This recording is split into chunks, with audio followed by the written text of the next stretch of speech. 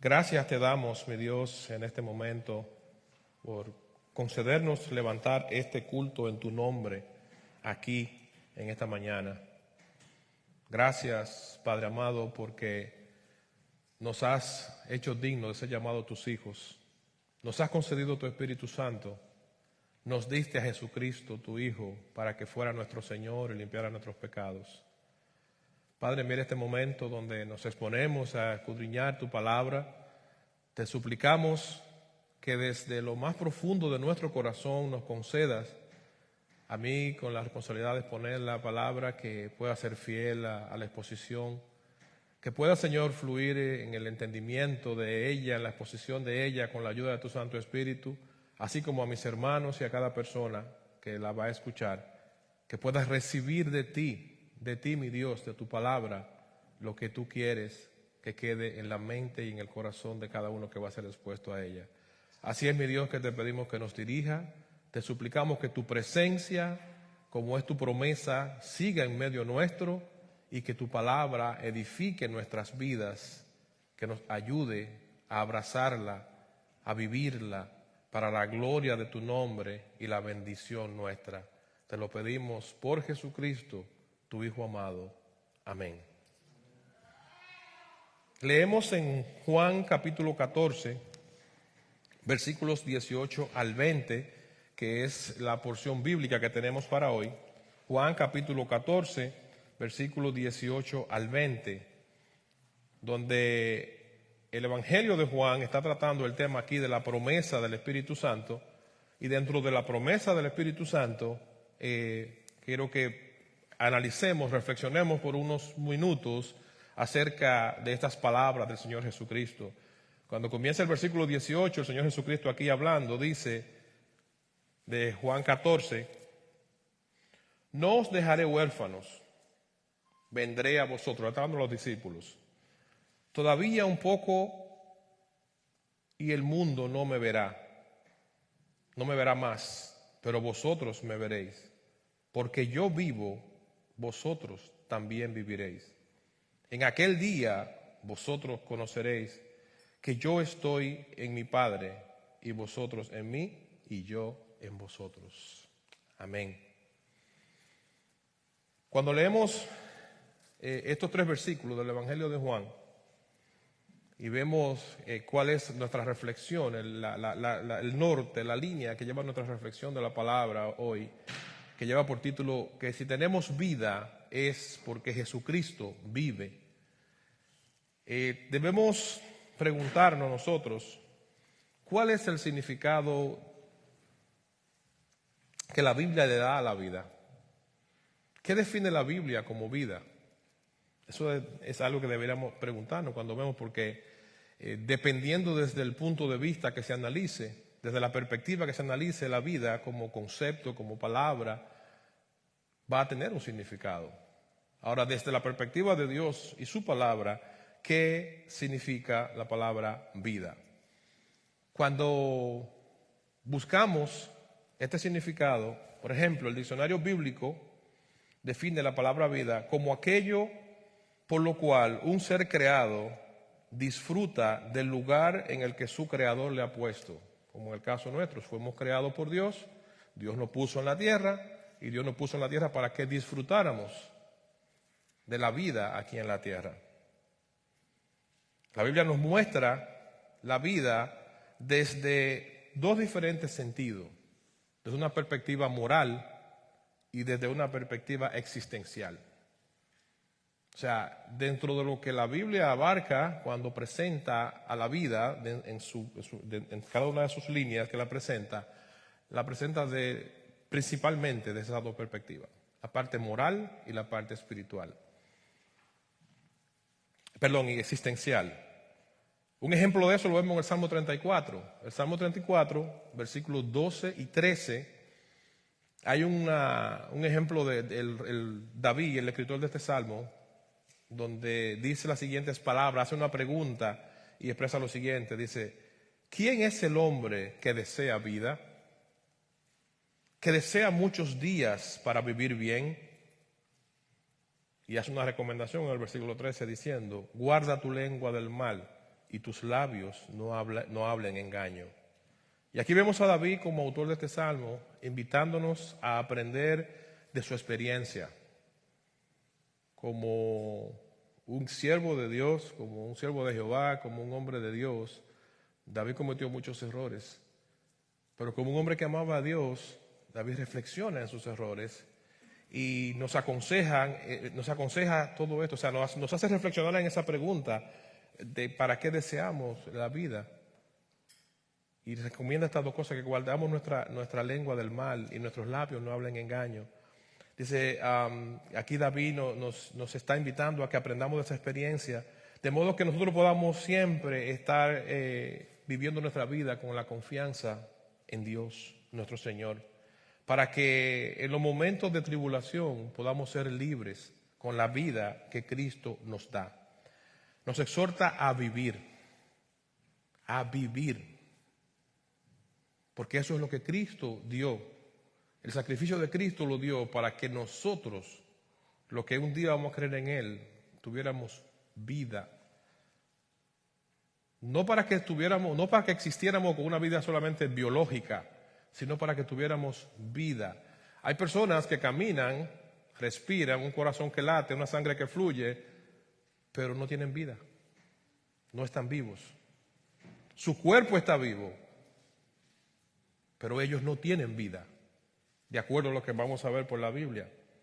Nos exhorta a vivir de una manera que nuestra existencia esté en armonía con nuestra fe. Que la razón de nosotros existir en esta tierra vaya en armonía con lo que creemos.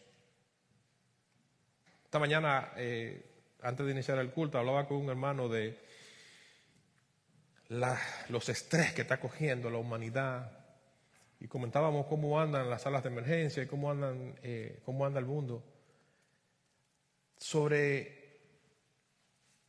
ver a personas cada día más estresados, angustiados, con sobresalto, con ansiedades, porque están llevando una zozobra de vida, por múltiples razones. Y de eso es que Cristo nos hace libre. Cristo nos hace libre de todo eso que nos roba a nosotros la vida que Él nos imparte. Porque Cristo murió en una cruz, pagó por nuestro pecado y resucitó para que en esa resurrección, en esa vida como Cristo resucitado, nosotros tuviéramos vida en Él. Nosotros no tenemos la capacidad de tener vida por nosotros mismos, pero sí en Cristo.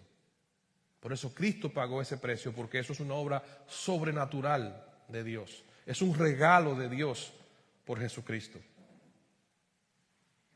Cuando vemos a la luz del Antiguo Testamento,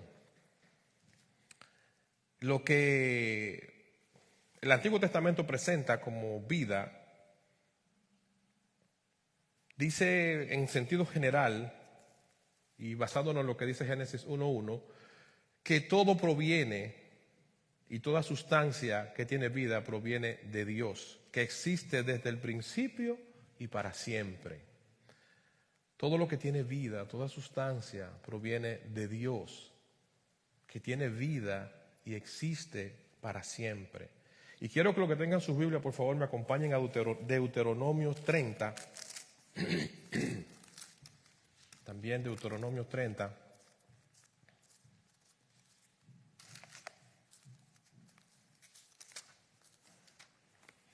Y vayamos a los versículos 15 al 20. Vamos a ver la dimensión moral que el Antiguo Testamento le da a la vida. Deuteronomio 30, versículos 15 al 20. Dice de la siguiente manera: Mira, yo he puesto delante de ti hoy la vida y el bien, la muerte y el mal. Porque yo te mando hoy que ames a Jehová tu Dios, que andes en sus caminos y guardes sus mandamientos, sus estatutos y sus decretos, para que vivas y seas multiplicado, y Jehová tu Dios te bendiga en la tierra, a la cual entras para tomar posesión de ella. Mas si tu corazón se apartare y no oyeres y te dejares extraviar y te inclinares a dioses ajenos y les sirves, yo os protesto hoy que cierto pareceréis, no prolongaréis vuestros días sobre la tierra a donde vas. Parado en el Jordán para entrar en posesión de ella. A los cielos y a la tierra llamó por testigo hoy contra vosotros, que os he puesto delante de la vida y de la muerte, la bendición y la maldición. Escoged pues la vida para que vivas y tu descendencia, tú y tu descendencia, amando a Jehová tu Dios, atendiendo a su voz y siguiendo a Él, porque Él es vida para ti y prolongación de tus días, a fin de que habitéis sobre la tierra que juró Jehová a tus padres, Abraham, Isaac y Jacob, que les había de dar. Toda una descripción desde un principio del propósito de Dios. Ahí, después que describe el aspecto moral, o sea, la parte que nos hace vivir en armonía con los demás, Dios, en su misericordia, explica en este pasaje de Deuteronomios 30 qué es realmente lo que es la vida y cómo se pierde y cómo se conserva. Muchas veces perdemos la paz, la tranquilidad. Fíjense que toda la semana un énfasis nuestro como congregación es la paz de Dios en el corazón. Que Dios preserve su paz en nuestra mente y corazón. Porque la paz se pierde con facilidad cuando nos salimos, cuando nos descarrilamos de los designios de Dios. Cuando miramos hacia donde no debemos. Cuando inclinamos nuestro oído o nuestros ojos hacia donde no debemos. Y lamentablemente hay personas que nunca pueden lograr encontrar la paz. Lo que hemos encontrado y recibido la paz de Dios, tenemos que abrazar esa paz y preservarnos en ella. Y la Biblia nos da a nosotros pautas para que nosotros podamos vivir en esa paz de Dios. Para que nosotros podamos tener esa vida que Dios nos da. Dios no nos ha llamado a tener una vida miserable, nos ha llamado a tener una vida abundante. Porque Cristo no murió y resucitó para que nosotros tuviéramos una vida amargada y destruida. Todo lo contrario, murió y resucitó para que tuviéramos una vida victoriosa y plena en Él. Entonces, este estatuto moral que le da Deuteronomio 30, Dios al pueblo a través de Deuteronomio 30, nos enseña, fíjense, un énfasis que podemos hacer aquí, en el versículo 17 de Deuteronomio 30, si tu corazón se apartare y oyeres y te dejares extraviar y te inclinares a dioses ajenos y les sirves, 18, yo os protesto hoy. O sea, cuando nosotros, el corazón nuestro se abraza lo que no debe, se aparta, oye lo que no debe, hace lo que no debe, hace lo que ofende a Dios, entonces hay una protesta, hay un reclamo de parte de Dios y hay una consecuencia que ya está establecida que nosotros vamos a tener. El 20 de Deuteronomio 30 también dice, amando a Jehová, tu Dios, atendiendo, o sea, esta es la forma en cómo nosotros podemos preservarnos en esa vida, amando a Jehová, tu Dios, atendiendo a su voz y siguiendo a Él, porque Él es vida para ti y prolongación de tus días. Vida y prolongación de tus días. A fin, o sea, ¿con qué propósito queremos tener vida y prolongación del tiempo? A fin de que habites sobre la tierra que te juró Jehová a tus padres. La tierra de Canaán, la tierra prometida, que el pueblo de Dios en el Antiguo Testamento tenía por promesa, es la misma vida eterna que nosotros tenemos hoy, el lugar de vida eterna. Es una semblanza, una similitud. Es el lugar de prosperidad, es el lugar de bienestar con Dios. Es el lugar de vida plena con Dios. Dios promete darnos una vida plena, una vida de bienestar, una vida sustentada en Él. Pero para nosotros tener esa vida sustentada en Cristo, esa vida plena, donde el desánimo, donde las depresiones, donde los conflictos, las tribulaciones no se pongan por encima de nosotros y no nos venzan en la batalla, Dios nos promete esa vida donde podamos evitar todo esto si nos mantenemos en Cristo y sus estatutos. Nosotros los cristianos no podemos olvidarnos que nosotros somos hijos de Dios, que Cristo venció la muerte, que Cristo venció el pecado y que esa victoria de Cristo fue transferida a nosotros.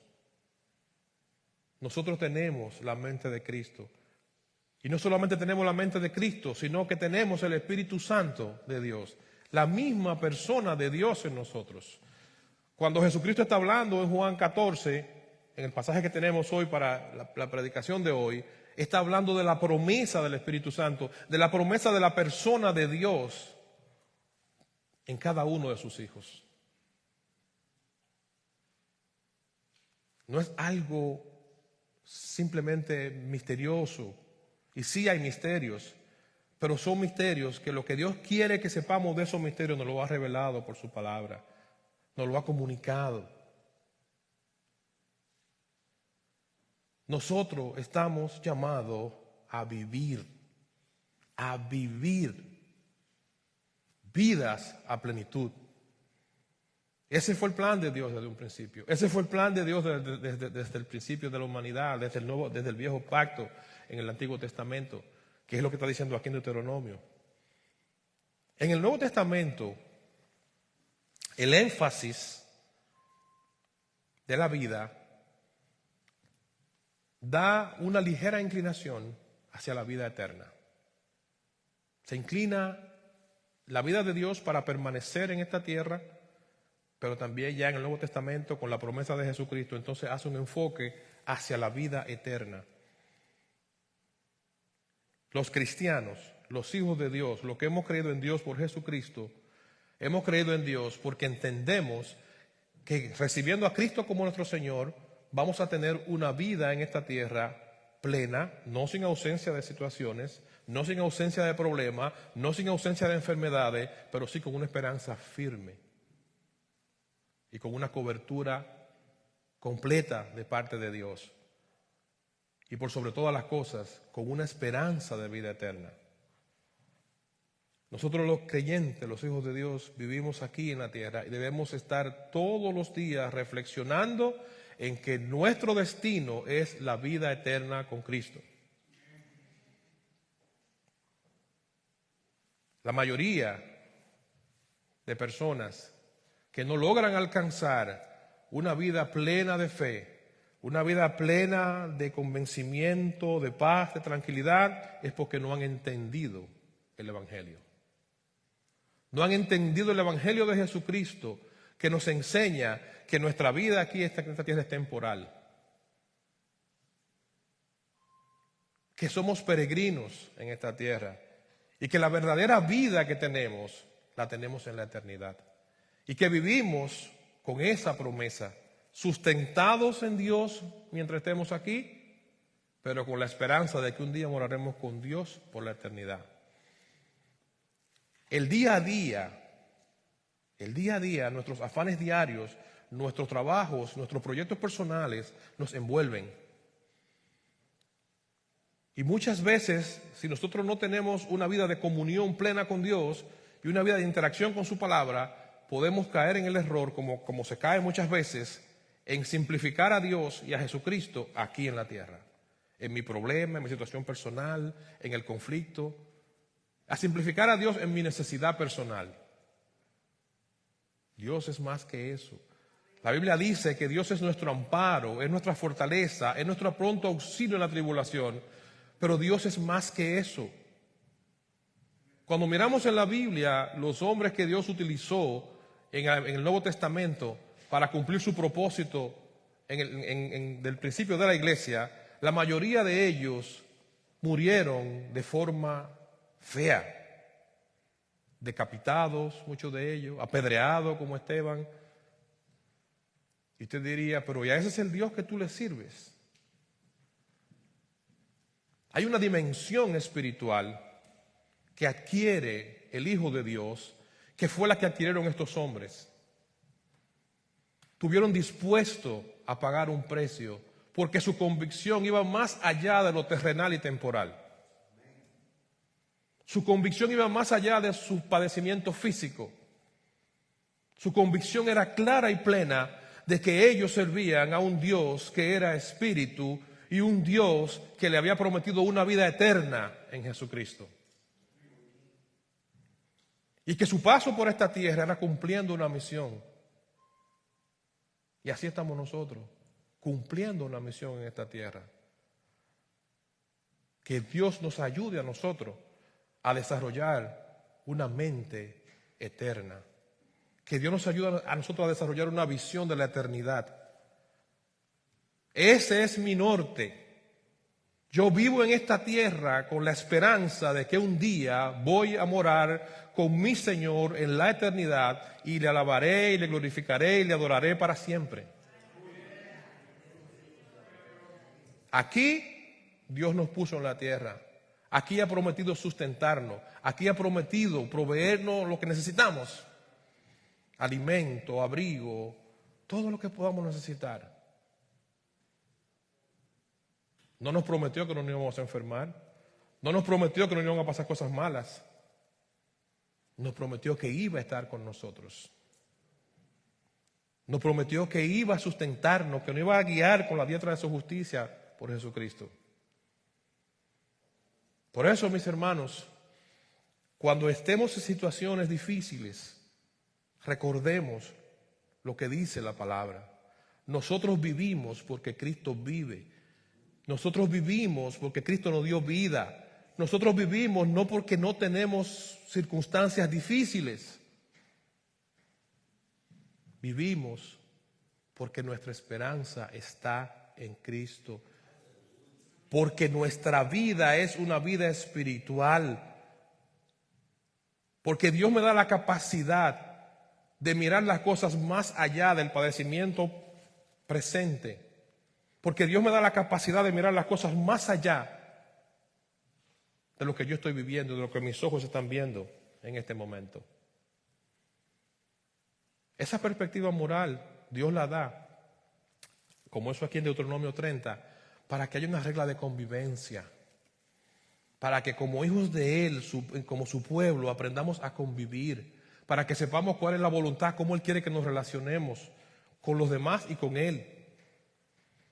Dios da pautas de manera horizontal y de manera vertical para que nos relacionemos entre nosotros y nos relacionemos con Él.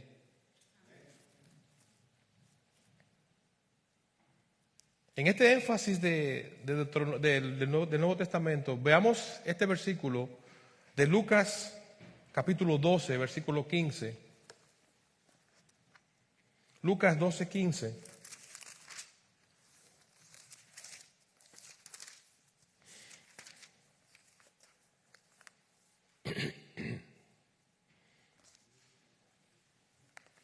Dice la palabra de Dios,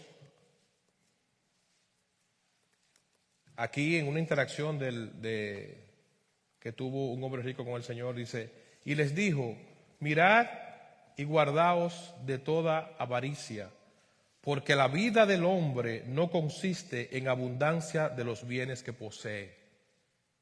A veces creemos que vamos a tener una mejor vida porque voy a tener una mejor casa, un mejor carro, porque voy a tener una mejor finanza, voy a tener una cuenta de banco que me garantice mis necesidades materiales. Creemos que vamos a lograr una mejor vida. Y muchas veces logramos esos bienes y se convierten en un infierno para nosotros. Muchas veces vivíamos mejor antes de tener ciertas cosas que después que la tenemos. Este es el consejo que le está dando Jesucristo a un joven rico. Y lo leo de nuevo. Mirad y guardaos de toda avaricia, deseo de bienes materiales, Porque la vida del hombre no consiste en abundancia de los bienes que posee. La vida nuestra no consiste en eso. Vivimos en un mundo materialista, en una sociedad de consumo que nos enseña a tener, a tener y a tener y a tener y a tener y a desear. Queremos una mejor casa, queremos un mejor carro, queremos tener un closet que dé la vuelta de ropa. Y no quiere decir que tengamos que vivir una vida miserable. Todo lo que uno pueda disfrutar es perfecto. Disfruta del fruto de tu trabajo. Dios bendijo muchos de los hombres de él en la Biblia. Bendijo a Job, bendijo a Salomón y le prosperó a muchos de ellos. No está hablando de una vida miserable. Es que nuestro corazón no esté puesto ahí. Es que nosotros entendamos que nuestra vida no depende de eso. Como dice Filipenses, Pablo en Filipenses hace una aseveración diciendo: yo he aprendido, he sido enseñado en todo y por todo, en abundancia o en escasez, porque yo todo lo puedo en Cristo que me fortalece. Mi estabilidad emocional, espiritual, no depende de si tengo o no tengo, depende de Cristo al cual yo le sirvo. Y esa es la vida que Cristo pone en cada uno de sus hijos. Esa es la vida que Cristo nos da. Tener metas. En lo personal, yo soy una persona que ha vivido una vida con metas. Me trazo metas y creo en el progreso, creo en la superación, creo en la capacitación del individuo. Pero doy gracias a Dios, gracias a mi Dios, que ha guardado mi corazón de la avaricia. Y que cuando veo que algo no va por el camino correcto, trato de ver a Dios ahí.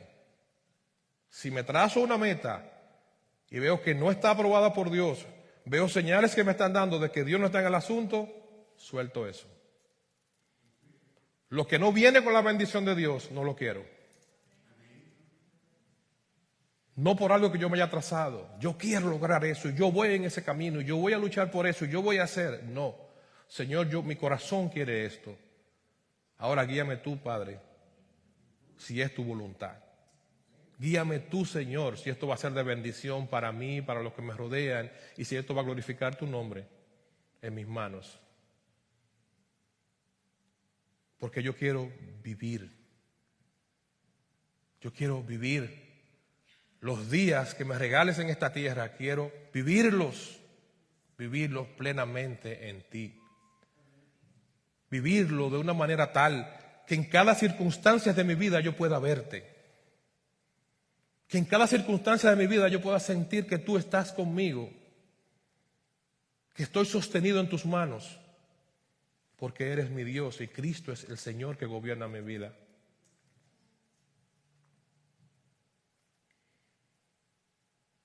La vida nuestra depende de guardar los mandamientos, según dice Mateo 19, 17. El mismo Pablo también en las cartas paulinas hizo una aseveración, y quiero por favor si pueden que me acompañen a Gálatas 2. Gálatas capítulo 2, versículos 19 y 20.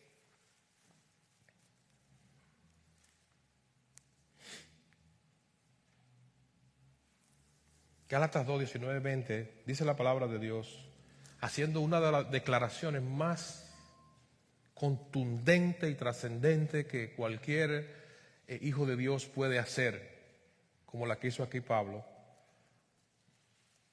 Con Cristo estoy juntamente crucificado, y ya no vivo yo, mas vive Cristo en mí. Y lo que ahora vivo en la carne, lo vivo en la fe del Hijo de Dios, el cual me amó y se entregó a sí mismo por mí.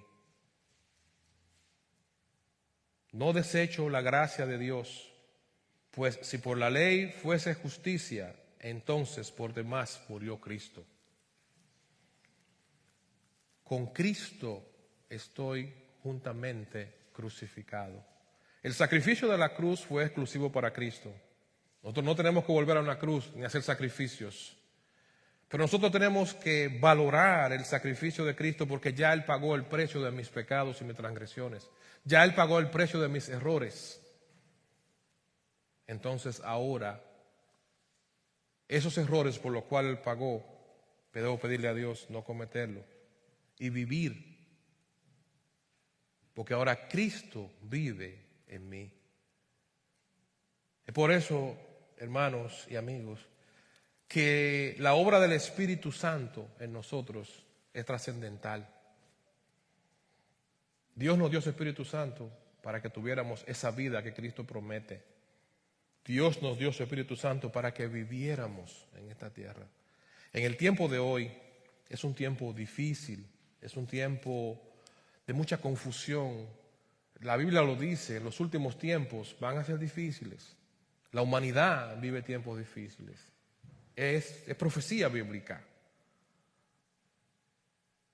Y debemos estar apercibidos de eso.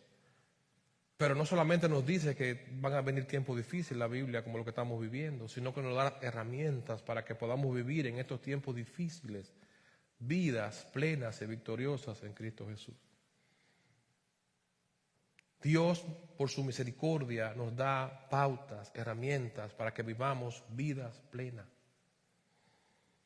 Cuando usted esté siendo cegado por una mortificación, cuando usted esté siendo cegado por una situación que le está calcomiendo la mente, recuerde que usted es un hijo de Dios.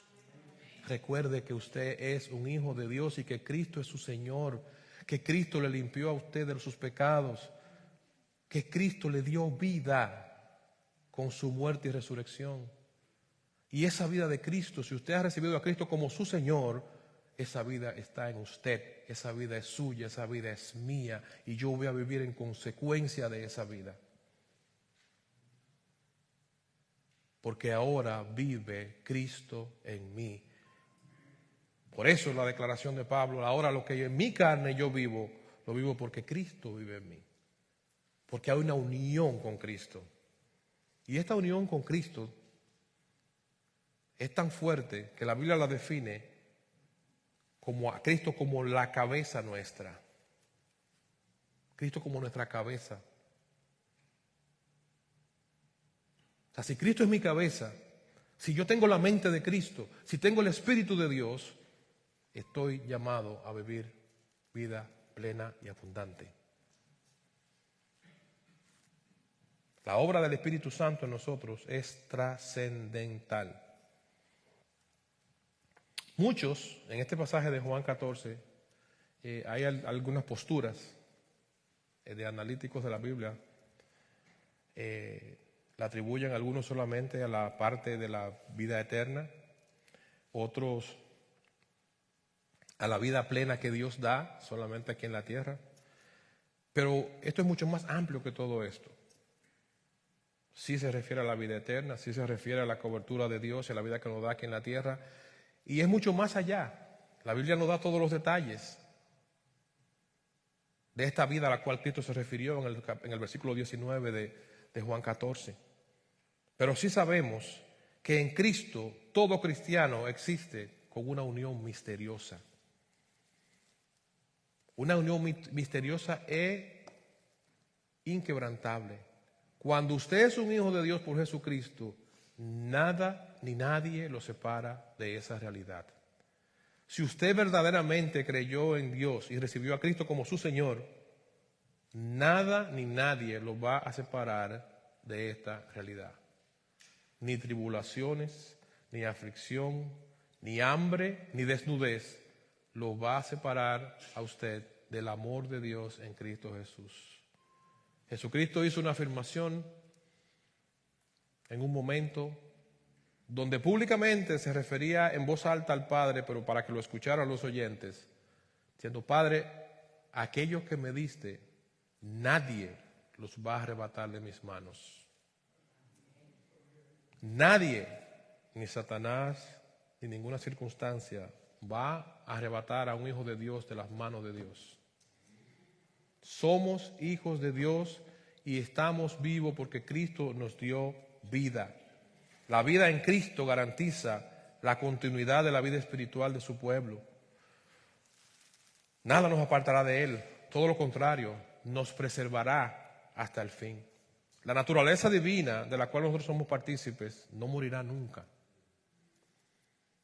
Nunca. Nuestro cuerpo un día va a ir a la tumba, pero nuestro espíritu va a ir a Dios que lo dio. Y esa vida nuestra sigue hasta la eternidad con Cristo Jesús.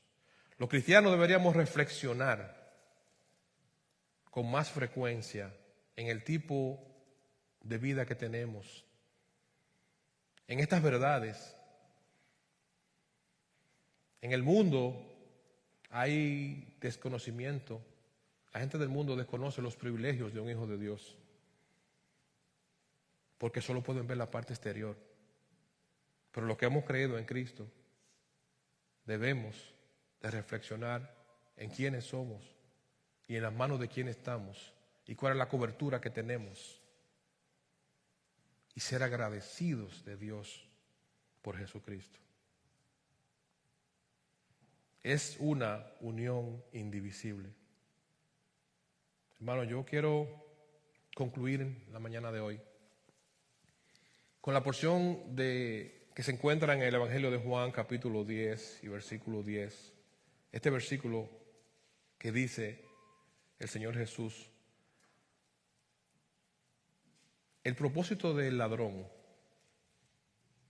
o de Satanás, o del enemigo de nuestras almas, como usted lo quiera llamar, es robar y matar y destruir. Pero mi propósito, dice el Señor, es darle vidas plenas y vidas abundantes. Abracemos esa vida plena en Jesucristo. Recordemos siempre que somos hijos de Dios. Busquemos el rostro de Dios.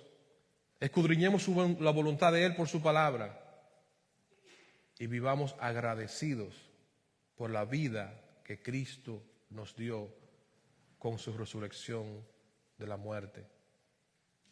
Una muerte de cruz en la cual pagó por nuestros pecados, a la cual Él venció, para que nosotros también hoy tuviéramos victoria y venciéramos al mundo y sus dificultades, y podamos vivir en esta tierra victoriosamente hasta el día que lleguemos a la presencia de nuestro Señor y no haya más llanto, más dolor, ni más tristeza, y podamos vivir por la eternidad. Somos seres eternos y fuimos creados para la eternidad. Lo que hemos creído en Dios, lo que hemos recibido a Cristo como nuestro Señor, para vida eterna con Cristo, y los que no creen, para una vida tormentosa en el infierno. Abracemos la vida que Cristo nos da. Vamos a ponernos de pie, vamos a orar.